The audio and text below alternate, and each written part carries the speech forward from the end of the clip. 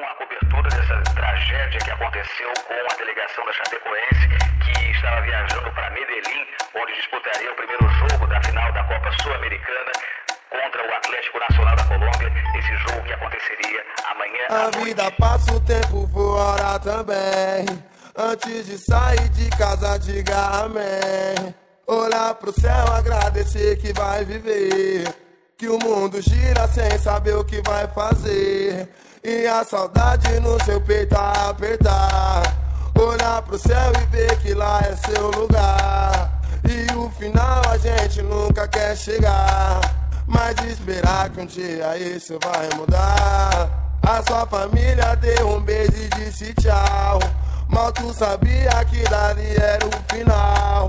Só tinha guerreiro na vida era conquistar, fazer de tudo pra uma taça levantar. Cê tá no seu sofá e olhar para a TV, uma tragédia que hoje veio acontecer. Olhei ao céu, meus olhos veio a lagrimejar, mas não sabia que ia acontecer lá. Meu coração apertou e olha o que aconteceu.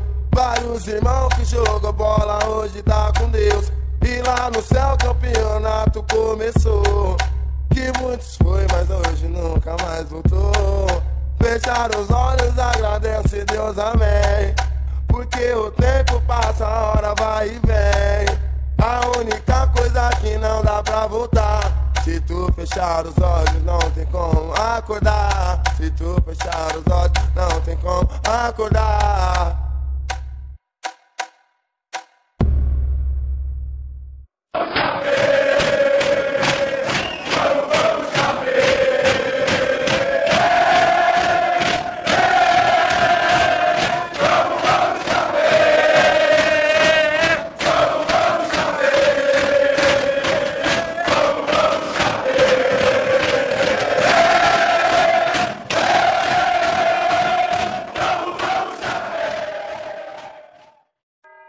A cobertura dessa tragédia que aconteceu com a delegação da Chapecoense, que estava viajando para Medellín, onde disputaria o primeiro jogo da final da Copa Sul-Americana contra o Atlético Nacional da Colômbia, esse jogo que aconteceria amanhã à noite. A vida passa, o tempo voará também.